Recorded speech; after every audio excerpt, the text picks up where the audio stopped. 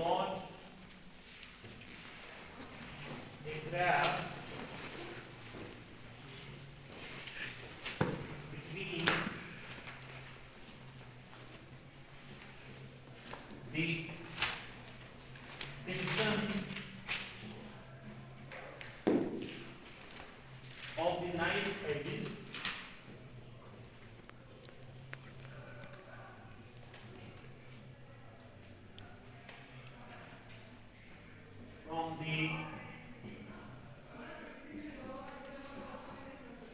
the center of gravity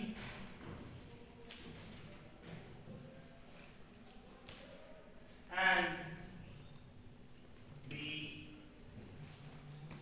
time period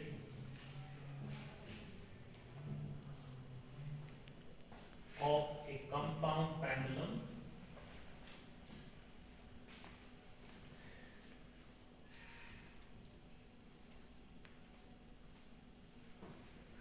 the compound pendulum which we are going to take is bar pendulum.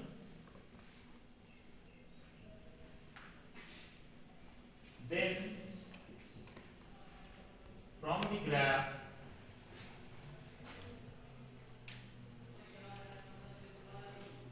we will find first the value of acceleration due to gravity g.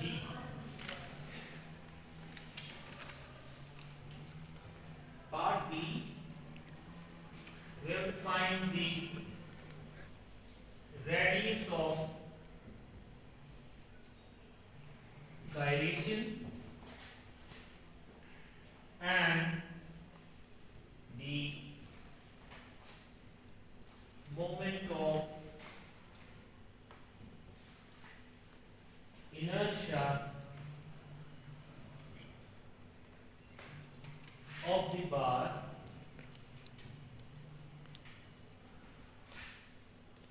about an axis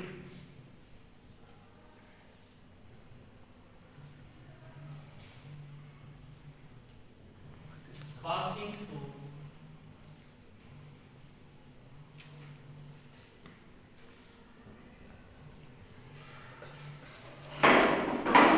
the center of gravity.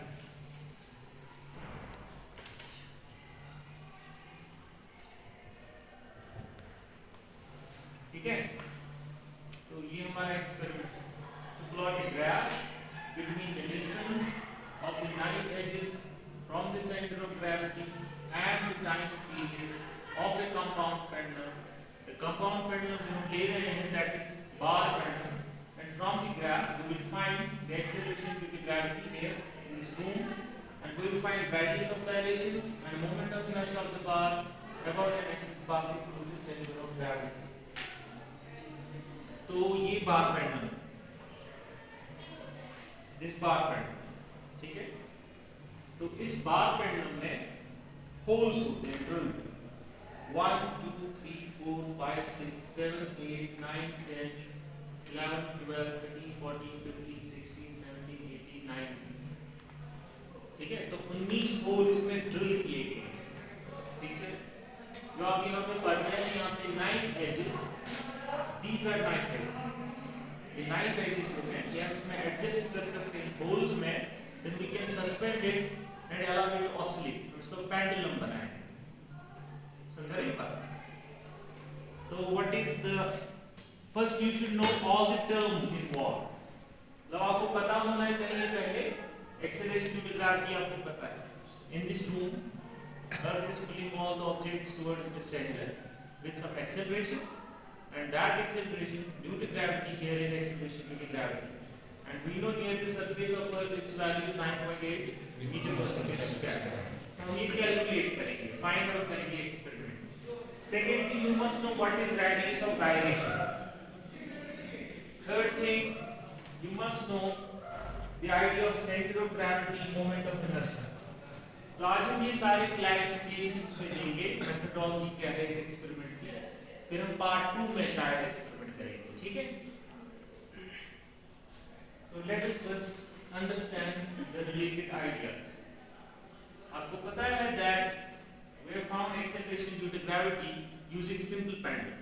Simple pendulum क्या होता है हमारा? Simple pendulum is an idealized system. An idealized system which consists of a point particle suspended from some point with an inextensible and massless cord. तो ये सारी idealisation इसमें आती है। यानी एक तो हमें होना चाहिए एक पॉइंट पार्टिकल जिसको हम सस्पेंड करें किसी पॉइंट से, किसी कॉर्ड या थ्रेड से। वो थ्रेड होना चाहिए मासलेस और इनएक्सटेंसिबल, मतलब वो एक्सटेंड नहीं होना चाहिए इस पार्टिकल के वेट से। किसी भी कोई भी थ्रेड जो होगा वो एक्सटेंड होगा, वो एक्सटेंड होगा जब आप उससे कोई चीज हैंग करेंगे, क्योंकि उसका वेट उस पर एक्ट करेगा, ठीक है। दूसरी बात, कोई भी कॉर्ड या स्ट्रिंग जो आप लेंगे इस मास को हैंग करने के लिए, वो कॉर्ड का कोई मास होगा, वो मासलेस नहीं हो सकता है। तो बिकॉज ऑफ दीज थिंग्स हम कह सकते हैं it is impossible to construct a simple pendulum. लेकिन जो हम बनाते हैं सिंपल पेंडुलम वो एक अप्रोक्सीमेशन होती है उस सिंपल पेंडुलम के लिए, ठीक है। हम लेते हैं बॉब, फिर कॉटन का थ्रेड लेते हैं। अप्रोक्सीमेशन अच्छी क्यों होगी? क्योंकि थ्रेड जो होता है वो लाइट होता है, it is as good as massless relative to bob. और बॉब जो हम स्फेरिकल लेते हैं वो उसको हम करते हैं treat as a point particle located at this centre. तो डिस्टेंस हम लेते हैं सेंटर से, थ्रेड की डिस्टेंस को ऐड करते हैं radius of bob. Then we use this formula E is equal to 2 pi under root L by G, where G is the acceleration due to gravity and L is the length of the pendulum from the point to the suspension, ठीक है। तो because of these idealizations, simple pendulum से जब हम acceleration due to gravity का value ढूंढते हैं, हम चाहते हैं कि कोई और मेथड हो जिसमें ये आइडियलाइजेशंस उतनी न हो, ताकि हमारा वैल्यू बेटर हो जो हम एक्सपेरिमेंटली फाइंड आउट करें। तो उसके लिए हमें कंपाउंड पेंडुलम को हम कहते हैं फिजिकल पेंडुलम, फिजिकल पेंडुलम या कंपाउंड पेंडुलम। कैसे हम डिफाइन करते हैं, तो मैं डेफिनेशन आपको दूं। तो फिजिकल पेंडुलम और कंपाउंड पेंडुलम क्या होगा?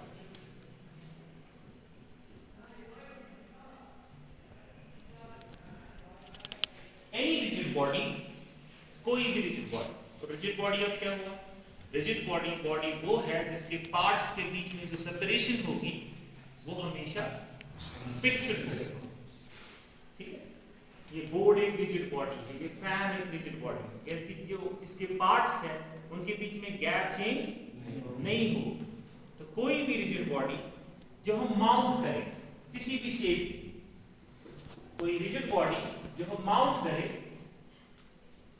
उसको पिवट हम कर सके किसी पॉइंट से, किसी पॉइंट पे हमने इसको माउंट किया, पिवट किया, फिर वो फ्री टू ऑसिलेट, ठीक है, in the vertical plane, that is compound pendulum. तो कंपाउंड पेंडुलम में हमें ये रेस्ट्रिक्शन नहीं है कि ये किस शेप का है, ये किस ज्योमेट्री का है। किसी भी शेप की रिजिड बॉडी, हम इस चेयर को कंपाउंड पेंडुलम कंसीडर कर सकते हैं।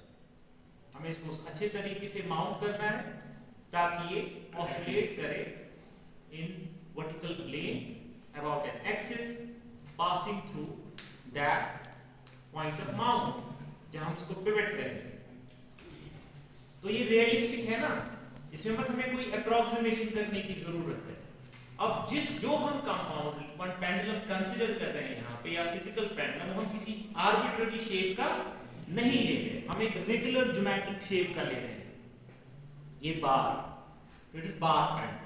तो जनरल में compound pendulum can be any rigid body which can be mounted and allowed to oscillate in the vertical plane about some axis, ठीक है।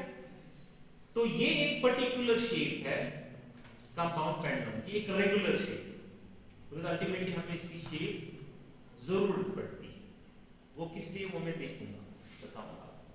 तो ये कंपाउंड पेंडुलम या फिजिकल पेंडुलम का एक स्पेशल एक सिंपल केस है बार पेंडुलम। तो ये कंपाउंड पेंडुलम जो है ये एक generalization simple pendulum, generalized simple pendulum, यानी कंपाउंड पेंडुलम के जो रिजल्ट्स है उससे आप वापस आप कह सकते हो सिंपल पेंडुलम एक खास किस्म का कंपाउंड पेंडुलम है, वो आप देखेंगे कैसे। तो compound pendulum is a generalized pendulum, simple pendulum is a special case of compound pendulum. Compound pendulum lab में कंस्ट्रक्ट करना बनाना आसान है compare to simple pendulum, that's why this method can be more accurate than simple pendulum. Because of that issue, it is by definition जो ये formula आप use करते हो वो उस आइडियल के लिए जो आप डिफाइन कर रहे हो, ना कि जो आप बना रहे हो। तो बना रहे जो आप और जो आप डिफाइन कर रहे हो उसमें जो फर्क है उससे जी के वैल्यू में फर्क है। तो मान लो मेरे पास एक कंपाउंड पेंडुलम है, मैंने इस पॉइंट इसी शेप का, तो मैंने इस पॉइंट पी पे, इसको पॉइंट ओ बोलेंगे हम, इसको हमने वहां पिवट किया, अब ये फ्री है तो ऑसिलेट इन दिस प्लेन। तो एक्सिस ऑफ रोटेशन जो इसकी वो कहां से पास होगी, इस पॉइंट ओ के, ठीक है। अब जब मैंने इसको, ये इसकी इक्विलिब्रियम पोजीशन है, फॉर एग्जांपल सबसे पहले मैं बताऊंगा आपको, इसका एक पॉइंट होगा जिसको हम कहेंगे सेंटर ऑफ ग्रेविटी। यहां पे हमने लिखा सेंटर ऑफ ग्रेविटी, वो भी आपको पता होना चाहिए what is centre of gravity. पहले वो मैं क्लियर करूं, what is centre of gravity. मान लो किसी भी शेप का कोई ऑब्जेक्ट है, ये आर्बिट्ररी शेप का कोई ऑब्जेक्ट है, इसका मान लो मास है टोटल m, ठीक है। अब जो अर्थ है, अर्थ इसको पुल कर रहा है टुवर्ड्स द सेंटर, ठीक है। आप इसको कंसीडर कर सकते हो as a collection of mini particles, मतलब आप कह सकते हो ये बहुत सारे पीसेस का बना हुआ है, एक पीस, दूसरा पीस, तीसरा पीस, ऐसी बहुत सारे पीसेस का ये बना हुआ है या बहुत सारे पार्टिकल्स का ये बना हुआ है, ठीक है। हर पार्टिकल का कुछ मास है ना, हर पार्टिकल का कुछ मास है, इसलिए हर पार्टिकल को अर्थ खींच रहा है, हर पार्टिकल का अपना अपना वेट। तो मान लो इस पार्ट का वेट कितना है, वो हम एक वेक्टर से रिप्रेजेंट करें, इस पार्ट का अपना वेट, इसको मैं जनरल में करूंगा WI, weight of ith part या ith पार्टिकल, ठीक है। जो इस बॉडी को बना रहे हैं पार्ट्स, उसके ith पार्टिकल का कुछ वेट, वो कहां से होगा, डाउनवर्ड ओरिएंटेड, और हर एक पीस को अर्थ उस वेट से पुल कर, ठीक है। अब इसमें सेंटर ऑफ ग्रेविटी एक खास वो पॉइंट होता है इस बॉडी में, ठीक है।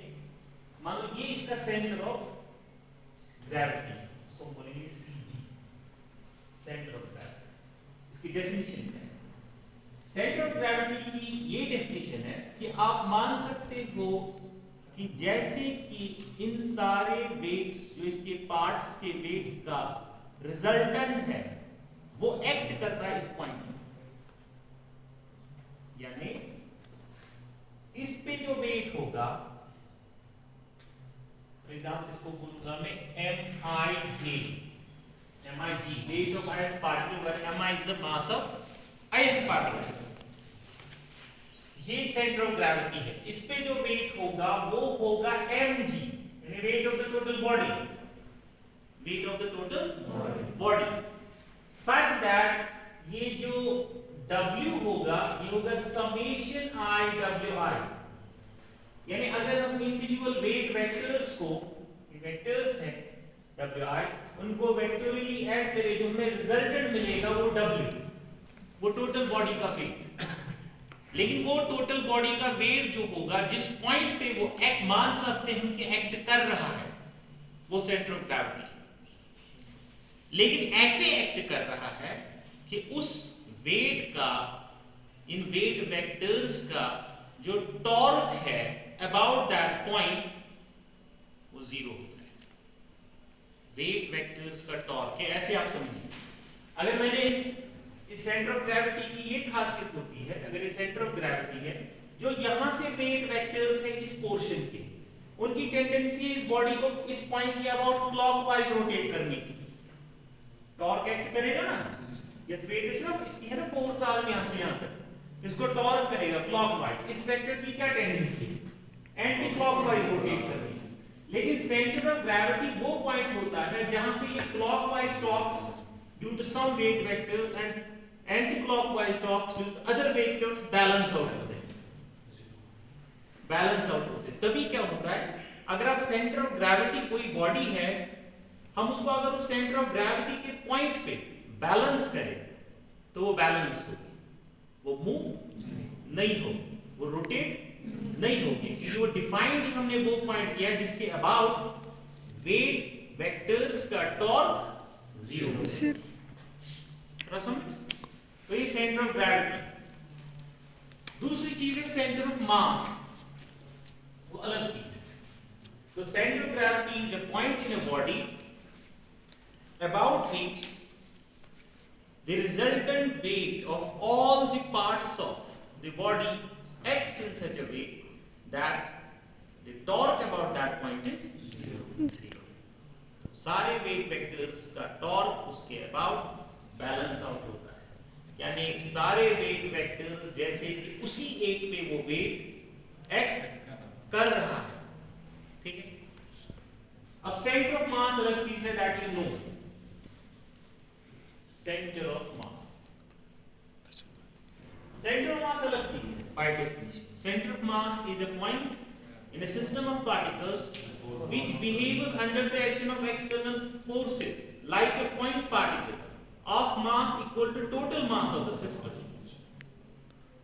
of mass equal to total mass of the system, located at that point.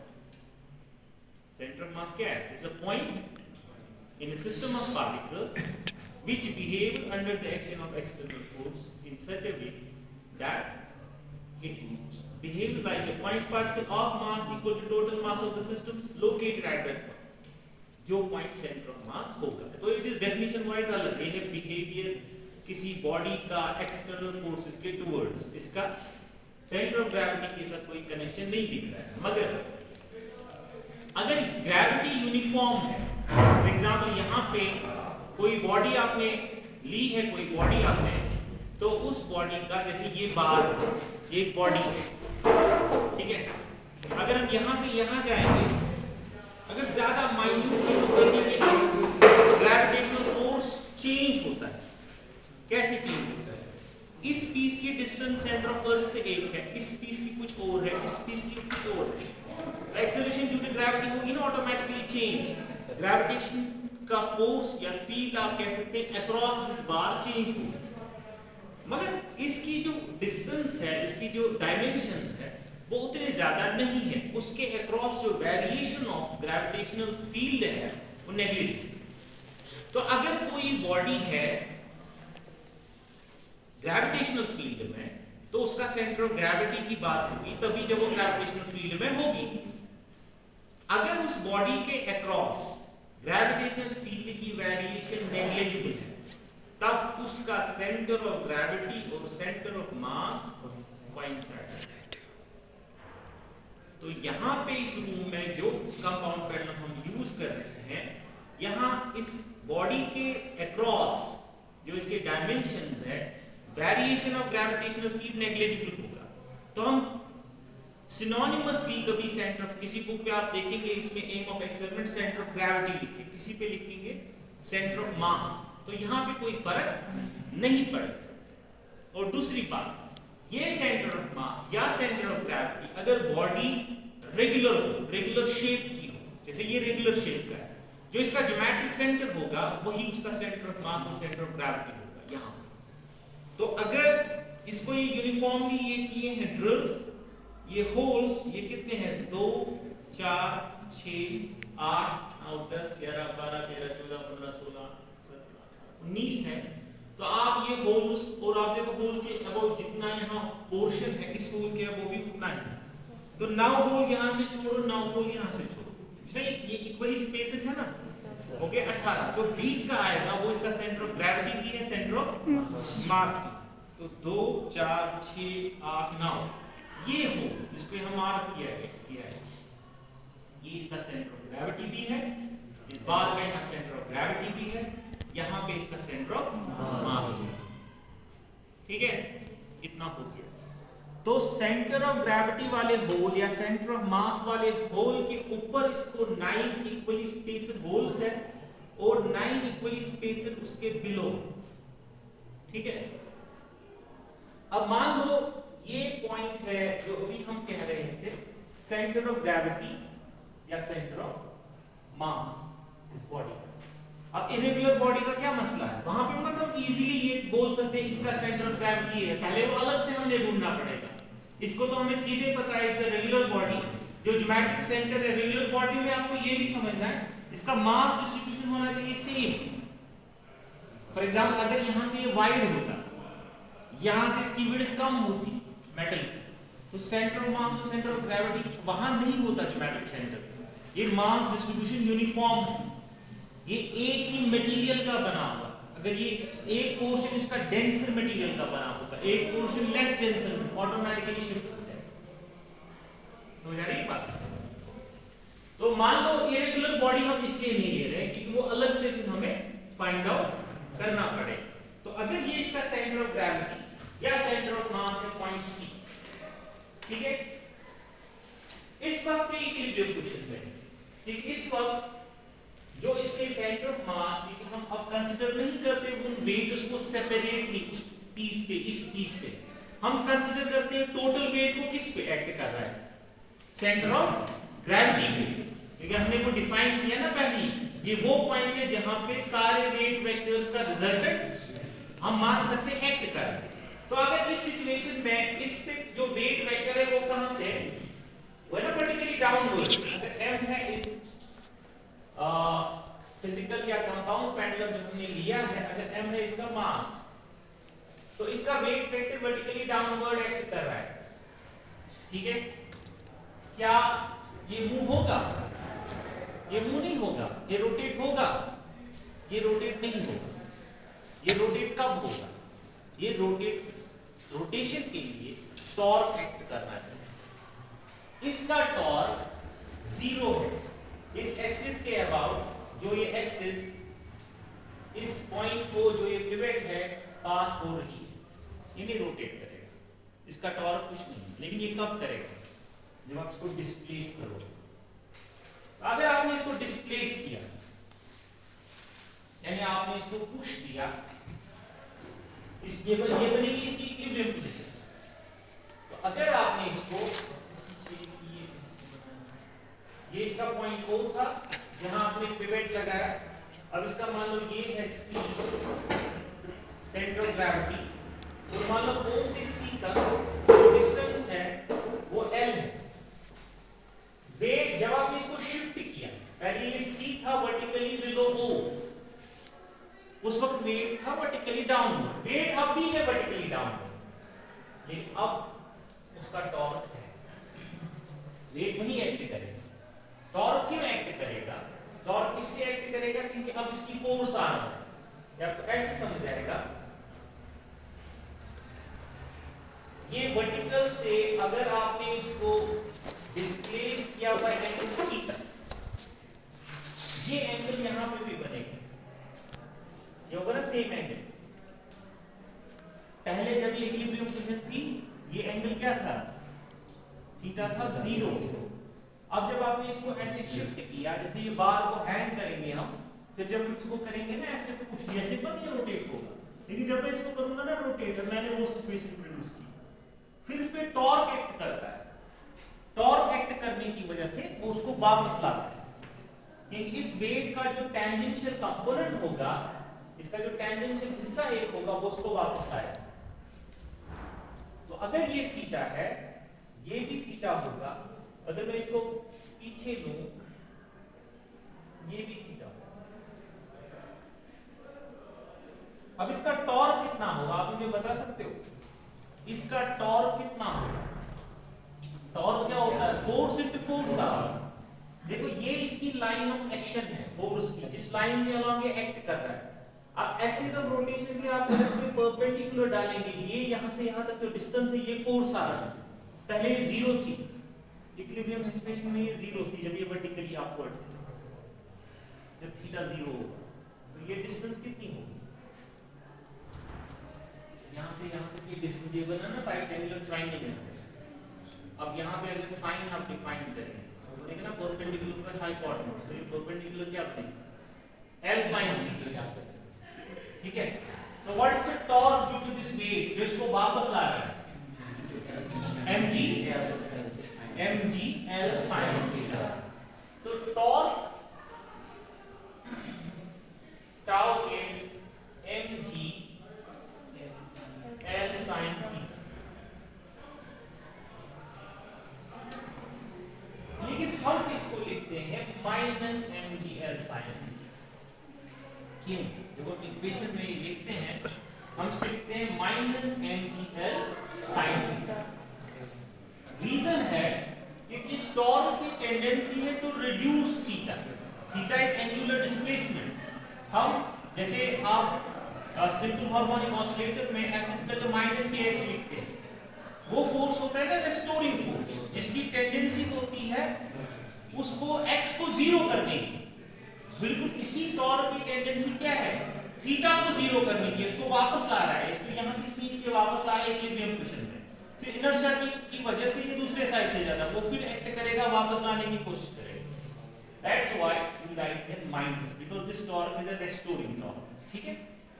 अब यहां पे आप देखेंगे जब आपने कोई कंपाउंड पेंडुलम लिया, उसका मास फिक्स हो गया, इस प्लेस पे acceleration due to gravity fix है, जब आपने पॉइंट ऑफ पिवट किया चूज, ये आपको चूज करना है ना कि कहां से मैं इसको हैंड करूंगा, जब आपने पॉइंट ऑफ पिवट किया चूज, ऑटोमेटिकली L हुआ ना फिक्स, तो ये सारा कांस्टेंट है, ये सारा constant.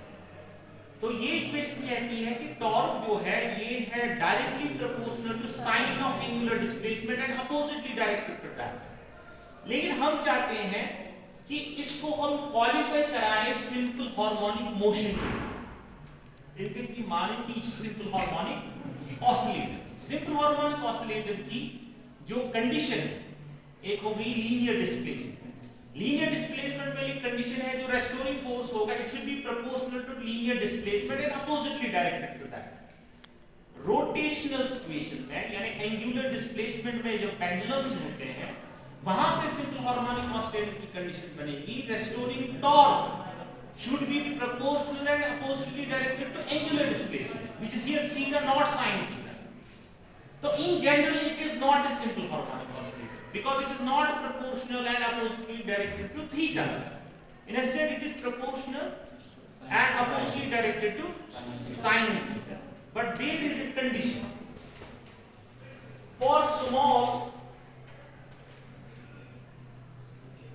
angular displacements. For small angular displacements, theta is small. यानी अगर आप डिस्प्लेस को इक्विलिब्रियम से बहुत कम करते हैं, theta is small. For small theta, sin theta is approximately theta. And you can write here, torque is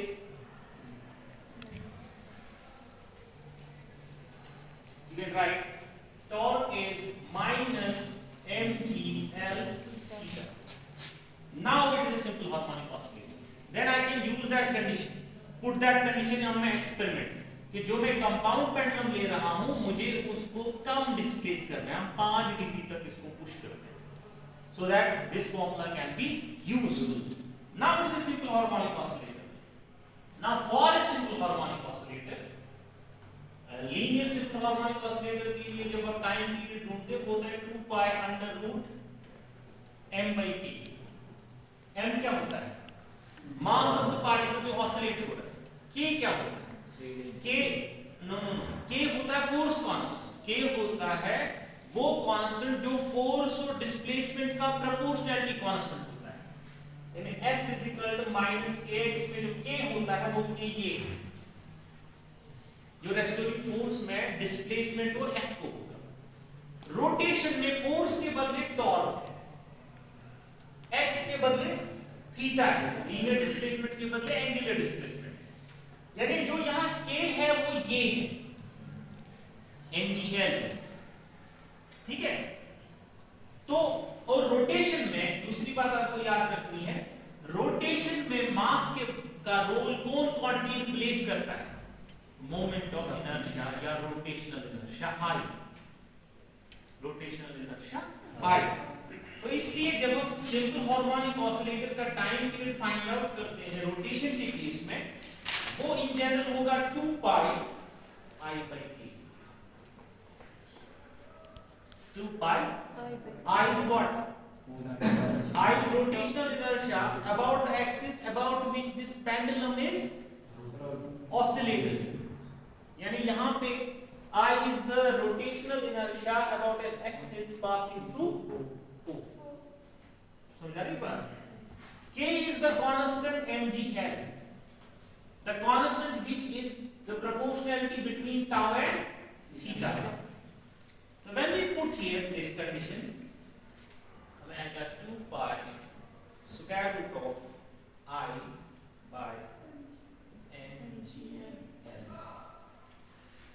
So this is the time period of this particular compound pendulum for small angular displacements, where I is the rotational inertia or moment of inertia about an axis passing through O। यहाँ पे और एक clarification, आप मुझे कोई बता सकता है यहाँ पे what is I? Rotational inertia कैसे डिफाइन करते हैं?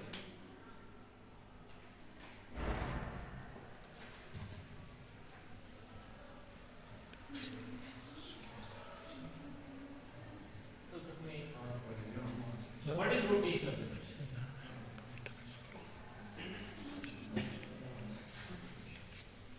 क्या कहोगे? What is rotational inertia?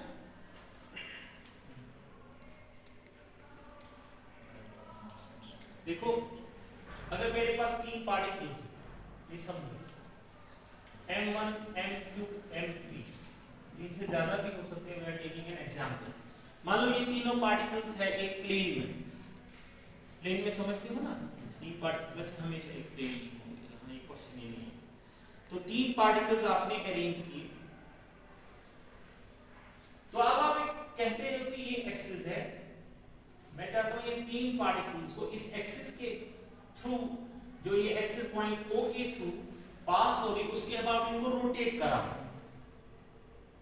The axis is passing through O and perpendicular to the plane of these 3 masses। अगर ये 3 masses है बोर्ड के प्लेन में, अब चाहते हो कि मैं इस एक्सिस के अबाउट इसको रोटेट करूं, ठीक है? तो आपको इसको कुछ सिस्टम को टॉर्क चाहिए, आपको इसको कुछ टॉर्क देना होगा, ये रोटेट होगा। कोई कहेगा नहीं, मैं इस पॉइंट P के about axis passing through P perpendicular to the plane of masses, मैं इसके अबाउट रोटेट कराना चाहता हूं, ठीक है? तो मान लो इसके अबाउट रोटेशनल इनर्शिया है IO, इसके अबाउट रोटेशनल इनर्शिया है IB। जिस एक्सिस के अबाउट रोटेशनल इनर्शिया कम होगा, उस एक्सिस के अबाउट जो आपको ये एफर्ट लगाना पड़ेगा वो कम होगा, उस एक्सिस के अबाउट रोटेट कराना आसान।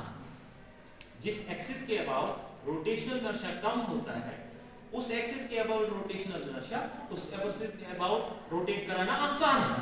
और ये रिवर्स आर्गुमेंट भी है, अगर ये ऑलरेडी रोटेटिंग है उस एक्सिस के अबाउट, रोकना आसान है। अगर रोटेशनल इनर्शिया उस एक्सिस के अबाउट कम होगा, जिस एक्सिस के अबाउट रोटेशनल इनर्शिया ज्यादा है, rotational inertia moment of inertia is normally used. जिस एक्सिस के अबाउट रोटेशनल इनर्शिया ज्यादा होगा, अगर रोटेशन सेट करनी है मुश्किल है, और अगर ऑलरेडी रोटेशन है रोकना है वहां भी मुश्किल है, रोकना भी। यानी ये इनर्शिया की रोटेशन में वो जो इनर्शिया का आइडिया है, जैसे मास का, अगर कोई हैवी चीज है उसको मोशन में सेट करना है, मास ज्यादा है, वो डिफिकल्ट है कंपेयर टू जो लाइट होगा। अगर ऑलरेडी मोशन में रोकना, जैसे moving truck, moving car same speed पे मूव कर रहे हैं, तो स्टॉप करने के लिए किसको चाहिए ज्यादा फोर्स? ब्रेक को किसको एफर्ट ज्यादा करना है? जो मैसिव है ट्रक इनर्शिया है ना बोथ वेज, रेस्ट से मोशन में, मोशन से रेस्ट में, जो हैवियर होगा उसको इनर्शिया ज्यादा होगा, यानी ये इनर्शिया का काम करता है रोटेशन। लेकिन मगर इसमें फर्क है, ये जो क्वांटिटी होती है ये होती है एक्सिस स्पेसिफिक, मास में ऐसा कुछ नहीं है, ये एक्सिस स्पेसिफिक है। इस एक्सिस का अपना होगा, इस एक्सिस का अपना होगा, because you can rotate a body in multiple axis. जैसे फॉर एग्जांपल ये बार है, आप यहां पे इसको पिवट करो तो ये बन गई एक axis of rotation perpendicular to the length plane of the bar and passing through this end. दूसरी एक्सिस, तीसरी एक्सिस, चौथी एक्सिस, ये सारे एक्सिस बनेंगे ना डिफरेंट, हर एक्सिस के अबाउट अपना, या कोई करेगा अलोंग द लेंथ, ऐसे में अगर इसको रोटेट करा ये फिर एक्सिस है along the length passing through the bar. इसलिए हर एक एक्सिस का अपना अपना होता है, ठीक है। डिफाइन कैसे करते हैं, जैसे IO मुझे डिफाइन करना है, मान लो इस एक्सिस से M1 की परपेंडिकुलर डिस्टेंस है R1, परपेंडिकुलर डिस्टेंस, M2 की परपेंडिकुलर डिस्टेंस है R2, M3 की परपेंडिकुलर डिस्टेंस है R3, तो IO होगा M1 R1 square plus M2 R2 square plus M3 R3 square. अगर इस एक्सिस के अबाउट आपको ढूंढना है, वहां पे इससे डिस्टेंस लेंगे, तब ये है R1, ये है R2, ये है R3, तो ऑटोमेटिकली जब डिस्ट्रीब्यूशन ऑफ मासेस चेंज होगा about an axis of rotation, I change होगा।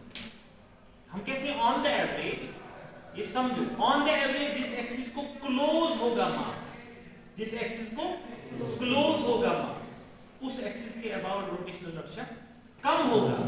सुना, ये समझ आ रहा है ना, तो ये R को है ना स्क्वायर, जैसे ये है, यहां पे आप समझो, अगर मैं बोलूं आपको ये बार है, ये ऐसे रोटेट कराना मुश्किल है, या कोई बड़ा वुडन होगा लॉग, अगर आप देखेंगे ना मजदूर जो होता है उसको पता होता है, अगर उसको बड़ा लॉग रोटेट कराना होता है ना, वो कभी ऐसे अटेम्प्ट नहीं करेगा, वो ऐसे करता है।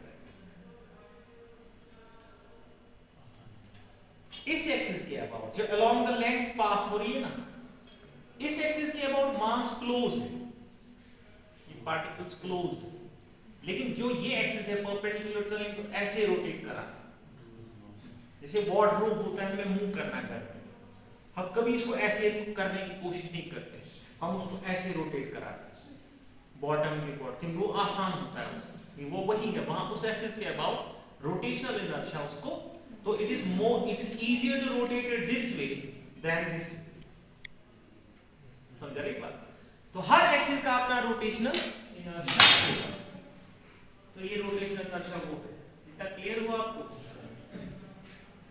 देन यहां पे और एक चीज है, ये है वो एक्सिस जो पिवट के थ्रू पास हो रही है, वो हम कैसे चेंज करेंगे। यहां पे रोटेशन में एक थ्योरम है, that is called the parallel axis theorem.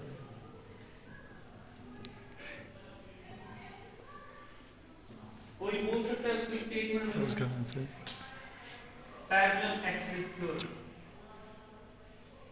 Parallel axis theorem कोई बना सकता है? पैरेलल एक्सिस थ्योरम की स्टेटमेंट आपने 11th क्लास में पढ़ी।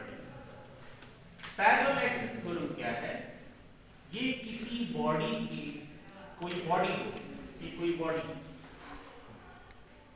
किसी भी शेप, इसका कुछ मास है m, अब इसके थ्रू दो एक्सिस होने चाहिए जो आपस में पैरेलल हो।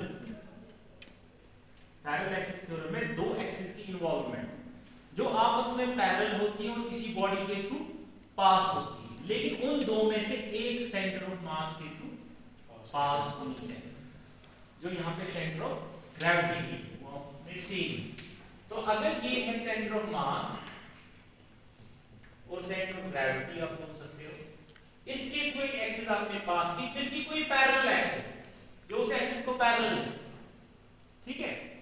अगर इसके थ्रू रोटेशनल इनर्शिया है ICG लिख सकते हैं, ICM लिख सकते हैं, कि सेंटर ऑफ मास और सेंटर ऑफ ग्रेविटी हमारा सेम है, और अगर इसके अबाउट I है, पैरेलल एक्सिस थ्योरम कहता है जो पैरेलल एक्सिस के अबाउट रोटेशनल इनर्शिया होता है वो होता है एक जो सेंटर ऑफ मास है, सेंटर ऑफ ग्रेविटी एक्सिस के थ्रू होगा, plus total mass of the body times the perpendicular distance between the axis square. ये पैरेलल एक्सिस समझेगा। कोई बॉडी है, उसका कुछ मास है, उसके थ्रू आप दो एक्सिस लेते हैं जो आपस में पैरेलल होने चाहिए। One should go through centre of mass और centre of gravity, then parallel axis का मोमेंट ऑफ इनर्शिया ऐसे मिलता है। तो आप कह सकते हो कि सेंटर ऑफ ग्रेविटी एक्सिस का मोमेंट ऑफ इनर्शिया उस एक्सिस से कम होता है। जैसे यहां लेंगे तो ये माइनस बन जाएगा। इस एक्सिस के अबाउट आसान है रोटेट करना है अबाउट दैट दिस एक्सिस, ठीक है, इनर्शिया कम होगा। अब मैं ये करता हूं यहां पे यूज, ये आई है मुझे rotational inertia about an axis passing through pivot. ओ मैं लूंगा rotational inertia another axis passing through centre of gravity, इसको मैं लिखूंगा CG। तो can I write I is equal now IG plus, अगर मैं यहां पे यूज करूं what is my L, what is my H, L, ये मैंने आप इस बॉडी को use. now what is I use formula है rotational inertia about this axis, बन गई ना पैरेलल एक्सिस पर। दूसरे एक्सिस ले रहा हूं CG के थ्रू, तो उसके थ्रू मोमेंट ऑफ इनर्शिया उसके अबाउट है ICG plus ml square, l यानी कि डिस्टेंस। तो अगर मैं ये चेंज लाऊं इसमें, दूसरी चीज, हाँ वो दूसरी चीज आपको पता होनी चाहिए।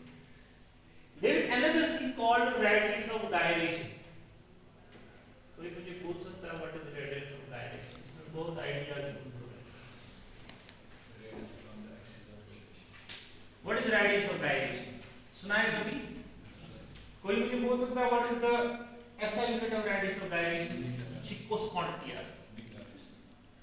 ये डिस्टेंस होती है, मीटर होगा ऐसा ही, ठीक है, क्योंकि एम में हमें आपने लिखा रेडियस ऑफ डायलेशन भी फाइंड आउट कर रहे हैं।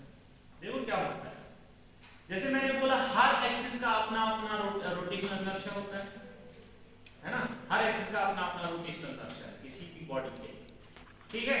तो हर एक्सिस का अपना अपना रेडियस ऑफ डायलेशन होता है। रेडियस ऑफ डायलेशन क्या है ये समझो। मान लो कोई बॉडी है किसी भी शेप की, इसका कुछ मास है, अब मैं एक एक्सिस ले रहा हूं, मान लो ये एक्सिस में ले रहा हूं, इस एक्सिस के अबाउट रोटेशनल इनर्शिया I है। अब कोई क्वेश्चन ऐसे पूछे, बोलेगा अगर इस सारे मास को, ये जो बॉडी का है, इसको मैं पॉइंट मास बनाऊं, इसको मैं पॉइंट मास बनाऊं, मुझे कितनी डिस्टेंस पे इस एक्सिस के से रखना उसको रेडियली अवे, ताकि इसका मोमेंट ऑफ इनर्शिया फिर भी वही रहे जो पहले बॉडी की सिचुएशन में था। बात समझो, एक बॉडी है, उसका कुछ मास है, उसको आपने कोई एक्सिस दी, ठीक है, तो आप अगर उस बॉडी को पॉइंट मास बनाते हो, आपको कितनी डिस्टेंस में रेडियली अवे रखना पड़ेगा उस एक्सिस से, ताकि उसका रोटेशनल इनर्शिया फिर भी वही रहे जो पहले था, चेंज ना हो। उस डिस्टेंस को जिस डिस्टेंस पे आपको रखना पड़ेगा, that is radius of dilation of that axis. बात समझ आई? इसको हम ऐसे भी बोलते हैं, देखो हुप होता है ना, हुप हो गया थिन रिंग, बहुत पतला रिंग, इसके हम थिकनेस इग्नोर कर सकते हैं, दैट्स कॉल्ड हुप। अगर हुप का रेडियस है r, उसका मास है m, the rotational inertia about an axis passing through it is center and perpendicular to the hoop, वो होता है mr square, mr square। यहां से जब आप रेडियस ऑफ डायलेशन की बात करते हैं, अगर मुझे इसके अबाउट ढूंढना है ना रेडियस ऑफ डायलेशन, वो होगा mk square, where k is radius of dilation। Case अगर किसी एक्सिस के अबाउट है ना रोटेशनल इनर्शिया r, बॉडी का मास है m, तब k अगर है radius of dilation, then I is mk square, mk square, वहां पे रेडियस ऑफ डायलेशन। अब आप इसको इसके साथ कंपेयर इंटरप्रिटेशन इस रेडियस ऑफ गायरेशन की देगा। आर के बदले क्या है? तो कभी हम कहते हैं radius of gyration is the radius of equivalent hoop. Radius of gyration is the radius of equivalent hoop. उसका मतलब ये हुआ, अगर इस बॉडी को फॉर एग्जांपल इस रोटेशन इस एक्सिस के अबाउट मान लो है, इसका रेडियस ऑफ गायरेशन 2 मीटर क्या है? एक तो मतलब आपको समझ आ गया, अगर आप इस सारी बॉडी के मास को पॉइंट मास बनाओगे तब आपको 2 मीटर दूर अगर आप इससे रहोगे तब इसका आई वही रहेगा। समझ आ रही? जो बॉडी के लिए था वही रहेगा पॉइंट पार्टिकल के लिए।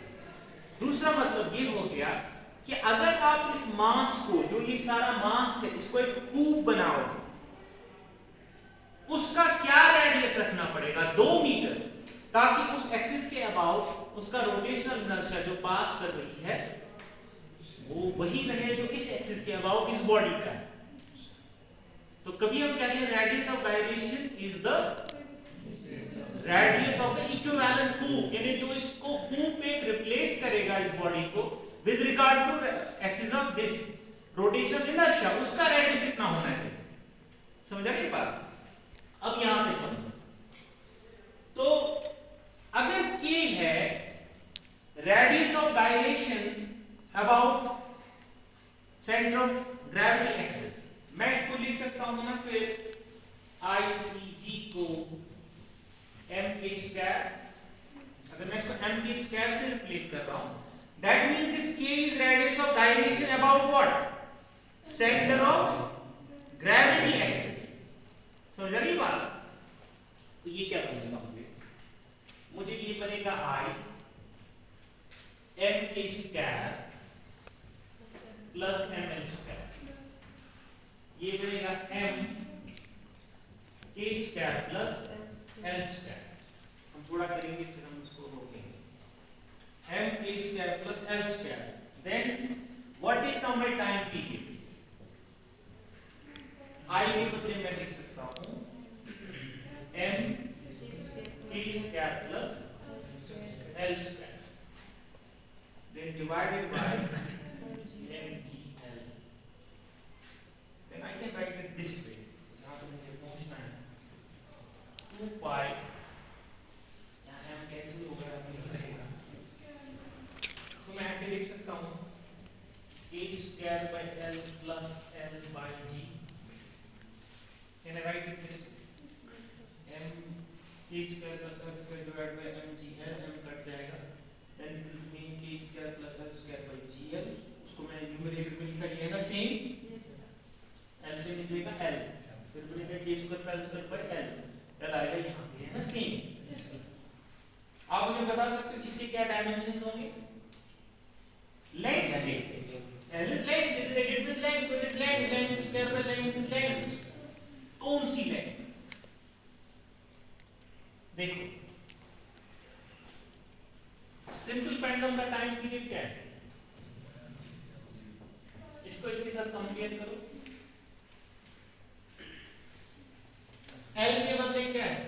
k square by l plus l, तो ये जो k square by l plus l है, इसको मैं कैपिटल L से लिखता हूं, हम इसको कहते हैं व्हाट?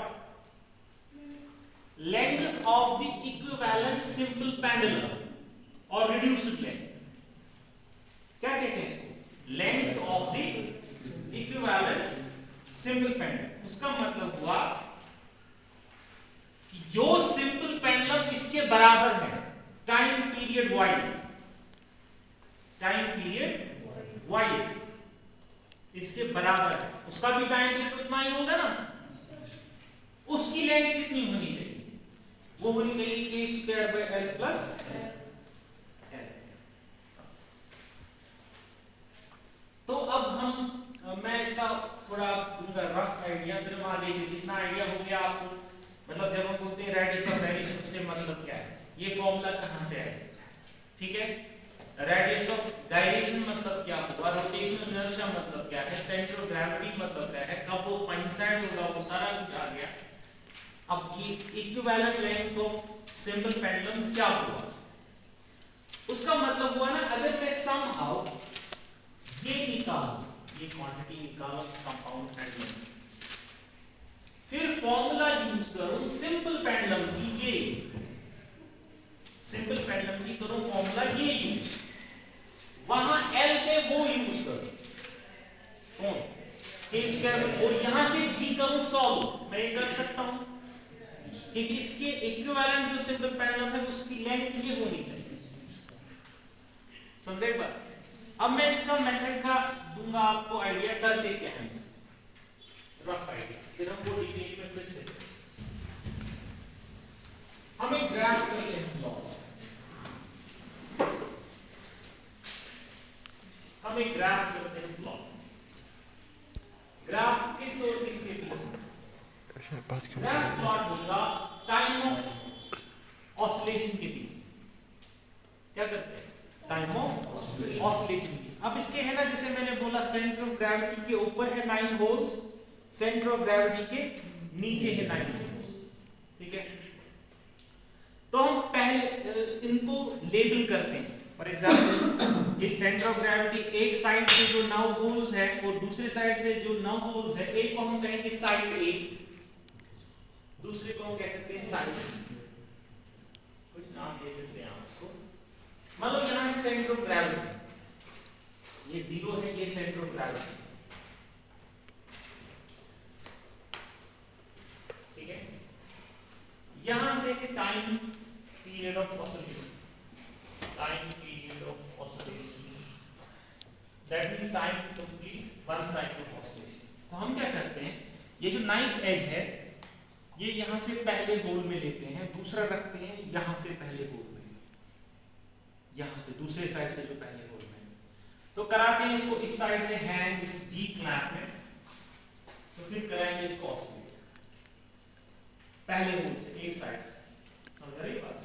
तो हम देखेंगे time to complete 10 oscillation, then we divide by 10, और कोई करेगा 20, देन वी डिवाइड बाय 20, इससे मिलेगा हमें टाइम ऑफ 1 ऑसिलेशन। फिर हम करेंगे इस साइड से बी साइड से इस first hole time of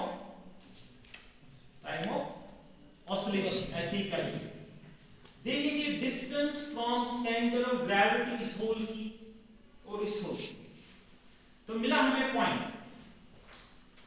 9th hole का टाइम पीरियड जब 9th होल पे है और वो कितना साइड ए से डिस्टेंस पे है, यहां से है distance from the centre of gravity, distance from C, एक साइड से, यहां से भी डिस्टेंस फ्रॉम सी, यहां से क्या है टाइम ऑफ होल, यानी 9th होल पे जब ये ऑसिलेट कर रहा था उस वक्त इतना दूर था वो होल, वो पिवट, ये है ना पिवट की डिस्टेंस बनती है ना ये सीजी से, वो पिवट कितना दूर था किससे, सेंटर ऑफ ग्रेविटी से, वो टाइम पीरियड कितना था, मिला 1 पॉइंट, यहां से भी मिलेगा ना 1 पॉइंट, साइड बी से जाएंगे, फिर करेंगे दूसरे होल से प्रोसेस रिपीट, यहां से दूसरा होल, दूसरे साइड से दूसरा, उसकी डिस्टेंस सेंटर ऑफ ग्रेविटी से और उसका टाइम पीरियड, इसकी डिस्टेंस सेंटर ऑफ ग्रेविटी से उसका टाइम पीरियड, ऐसे जब ये सारे होल्स हम कंज्यूम करेंगे हमें ऐसा कर्व मिलता है।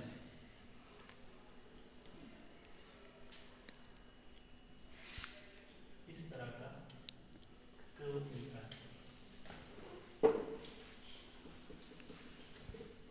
ठीक है।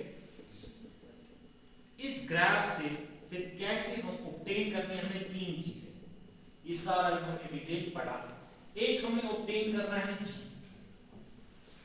एक्सेलरेशन ड्यू टू ग्रेविटी, और हमें ऑब्टेन करना है के, radius of dilation about what, which axis, centre of gravity axis है फॉर्मूला में, ये नहीं है वो पिवट, सेंटर ऑफ ग्रेविटी, और के। थर्ड थिंग क्या है, थर्ड थिंग है